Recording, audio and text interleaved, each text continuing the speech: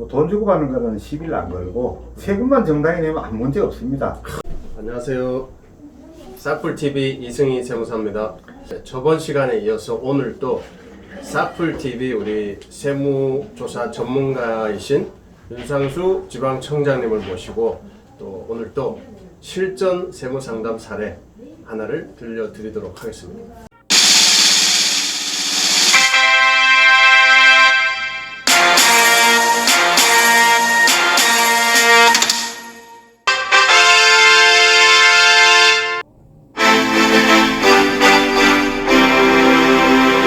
청장님, 저번 시간에 아파트 고가 취득 살펴봤잖아요. 네. 요즘 아무래도 부동산이 이슈니까 오늘 또 부동산 관련된 또 조사 사례 한번 들려주시면 좋겠습니다. 예. 이번에도 소개할 것은 뚜렷한 직업이 없고 소득이 없는 납세자 홍길동이가 여러 건의 주택과 상가 등 부동산을 총 공공억 원의 취득을 하게 됩니다. 그런데 뚜렷한 직업이나 소득이 없었는데도 불구하고 공공원의 부동산을 취득하니 당연히 세무당국에서는 의심을 하게 되는 사건입니다. 그 조사 내용을 보게 되면 임대업자인 모친 김땡땡 여사가 임대료를 현금 관리하면서 아들 홍길동에게 현금으로 입금하거나 혹은 지인이나 거래처 명의를 거쳐 우회로 입금한 그런 건입니다. 이 경우는 이제 모친 분께서 좀 연세가 있으셨나 봐요. 그렇죠? 네. 현금으로 이렇게 요즘에 젊으신 분들은 이렇게 현금으로 뭐 이렇게 안 하잖아요. 네. 은행도 1,000만 원만 넘어가면은 그 입금에 대해서 내역을 다 철저히 남기더라고요. 예, 이분은 모친이 연세가 있으셨죠. 예, 네. 현금으로 이렇게 주고 예. 돌려서 주고 네. 아파트 사게 하고 이런 경우는 또 어떤 세금이 추징되나요? 자녀가 자기 그 취득 자금원이 없는데 부모님한테 그 증여 자금을 받았으니까 증여세가 당연히 아마 해당될 것 같습니다. 그리고 모친도 이 과정에서 자기 사업 활동에 대해서 자기 사업 소득세 제대로 안 냈으면 조사 세무당국에서 조사 범위를 확대해서 그 모친의 소득까지 조사를 할 수가 있겠습니다.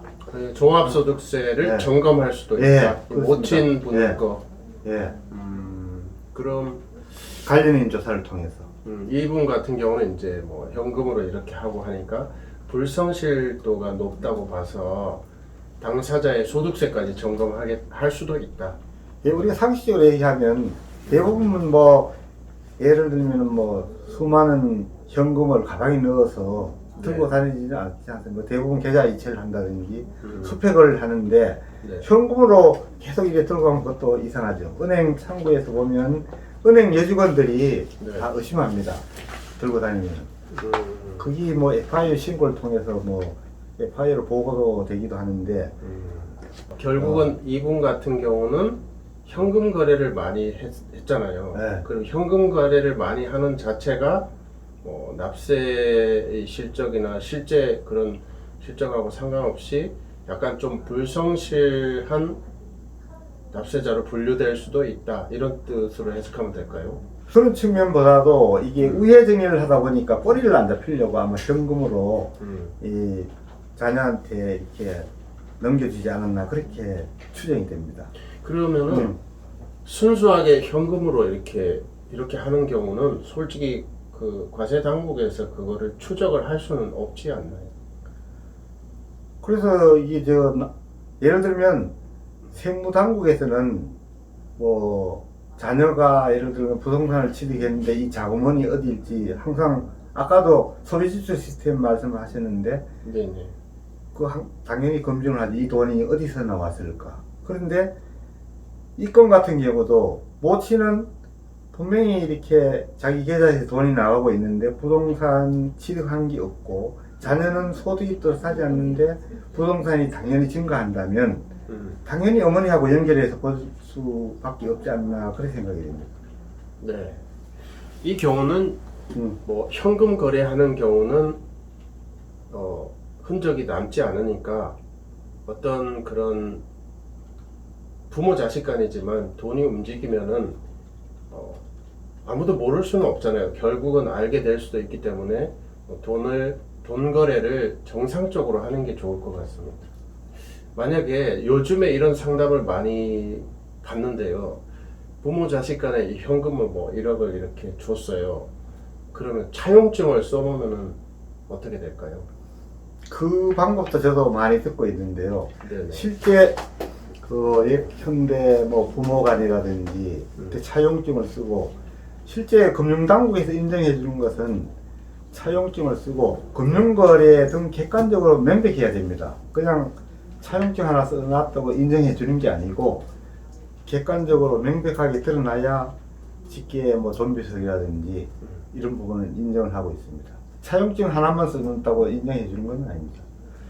1억을 현금으로 주고 예, 차용증을 이제 뭐 이자 얼마까지 해서 명확하게 써놨어요. 예, 뭐 이자는 매월 받을 수도 있고 예, 1년에 한 번 받을 수도 있잖아요. 예. 그렇게 딱 해서 1년에 한 번 정확하게 이자를 딱 받는다면은 그러면 인정할 수도 그리고 있겠죠. 이자에 대해서는 뭐 소득세를 적정히 신고하고 이 정도까지 하면은 네. 뭐 이런 경우는 문제가 되지 않지 않을까. 예, 제가 뭐 연관해서 얘기하지만 우리 뭐 상정법 상에 보면 연간 네. 1,000만 원, 1,000만 원. 을 한도로 해서 거기 증여가 일어나도 예를 들면 금원이 뭐 10억이다. 4.6%로 계산하면은 4,600만 원.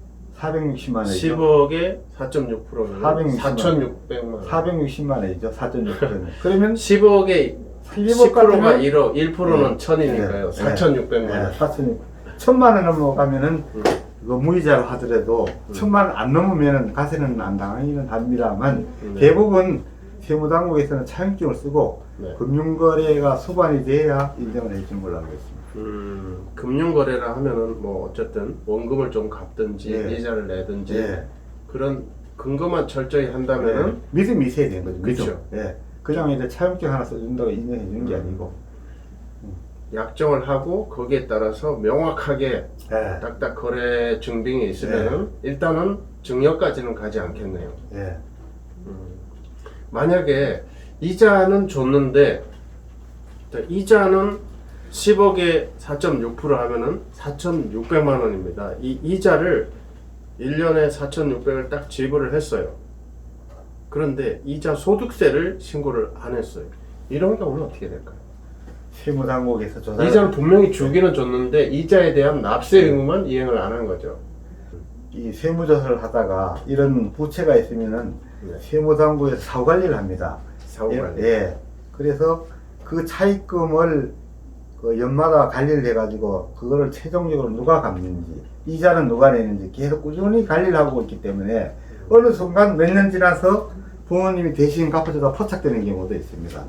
그래서 이 세무조사를 하다가 그런 부분이 있으면 세무당국에서 네. 우리말로 컴퓨터에 기록을 해놓기 때문에 연간 관리를 쭉 하고 있기 때문에 그렇게 세무상에 고라고라하게 넘어가지는 않습니다. 과세 당국의 네. 컴퓨터에서 관리를 하고 네, 있다. 쭉 매년 관리를 하고 있습니다. 부채 관리를. 그렇다면 청장님, 네. 자 10억을 빌려줬는데 네. 뭐 한 3년 있다가 3억을 면제하면서 증여세 신고를 해버리면 어떻게 됩니까? 10억에서 7억으로 줄이면서 차용증 3억 면제하면서 증여세 신고를 적정하게 하는 거죠. 증여세 낸 부분은 뭐 인정을 해줘야 안 될까요? 증여세를 정당하게 세금을 내는데. 그렇죠. 네. 그 부분은 뭐 증여세 그건 내니까 별 문제가 없을 것 같아요. 그리고 원금은 7억으로 네. 줄어들고 이자 정산하고 뭐 돈 주고 받는 거는 시비를 안 걸고 세금만 정당히 내면 아무 문제 없습니다. 그 경우도 우리 청장님 말씀하신 네. 것처럼 납세 의무만 잘 이행하시면은 그 바로 문제를 삼지를 않는다. 단지 사후 관리를 할 뿐이다. 내가 지켜보고 있어. 이게 사후 관리입니다. 그래서 여러분들 구독자분들도 현금 거래를 하실 때는 반드시 차용증, 금전 소비대차, 약정서나 이런 근거를 남겨두시고 그 약정에 맞게 철저하게 이행을 하시는 게 좋다. 이렇게 말씀을 드리고 싶습니다.